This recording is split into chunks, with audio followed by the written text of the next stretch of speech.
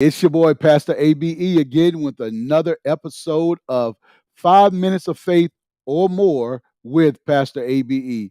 Hey, I just want to come to you today. This is Holy Week. We are excited and really anticipating a mighty move of God this week. We had a great time yesterday as we celebrated Palm Sunday right here at Elevating Faith Ministries and in ministries across the world. Everybody was celebrating. We're focusing like a laser on Jesus and everything that he did in this final week that he was here on earth with us.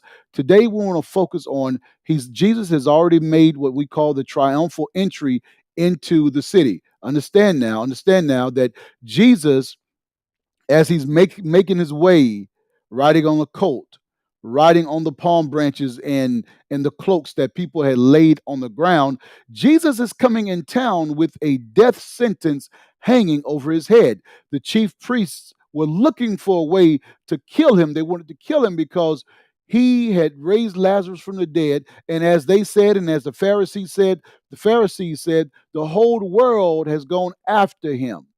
The whole world has gone after Jesus because of the miraculous things that he has done. I love the way my sister Angela puts it. She says, in this final week of his life here on earth, Jesus literally just went for broke. He was not trying to hide because he was looking for you. He's looking for that one.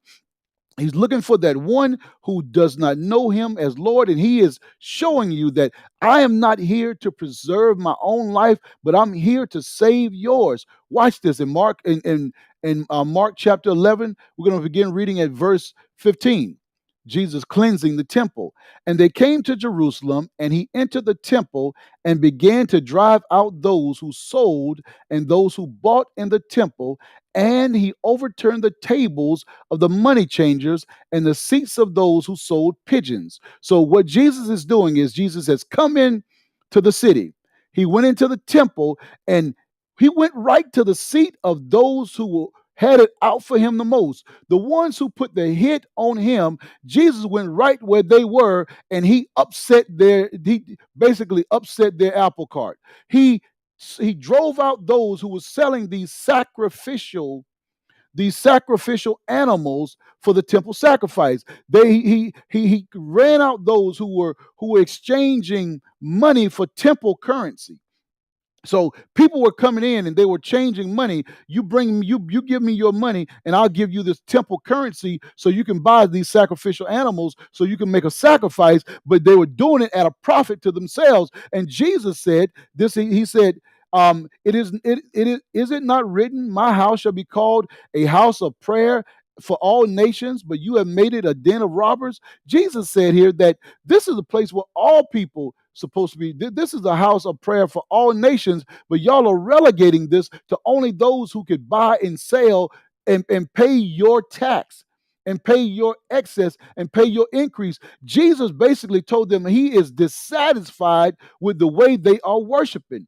It was fine that you were in there in the temple to worship, but Jesus was not pleased with the style of worship that they were doing. Saints of God, look how we are mishandling the holy things today.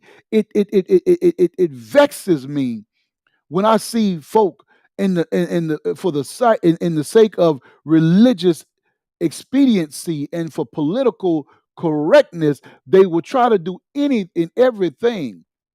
This young boy, this young entertainer, I won't even call his name here, is trying to sell some shoes with a drop of human blood in it, calling it the Satan shoe. Come on, y'all. But I think that it is because the young boy, because of his sexual orientation, he think that we in the church won't call him out on his foolishness. Wrong, wrong. Right is right, my mama used to tell me, God rest her soul, and wrong is wrong. What that boy is doing, somebody need to get to him and tell him this is not the way. I get the fact that you want to stand on your own identity. You want to come out to the world and do all that stuff. I don't have a problem with that. That's not my beef with you. My beef is this satanic stuff that you're doing. Jesus's beef was with these who was not the fact that they were in the temple, but with the fact that they were in the temple and that they've started robbing those who were coming in the temple to worship.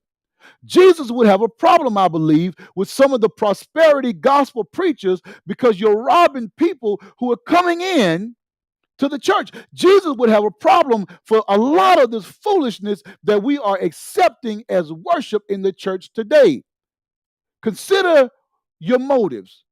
Would Jesus be pleased with what you're doing?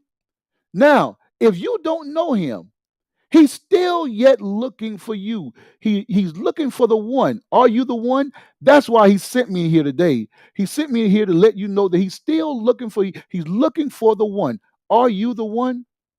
Until next time, this is Pastor ABE saying, according to your faith, it will be unto you.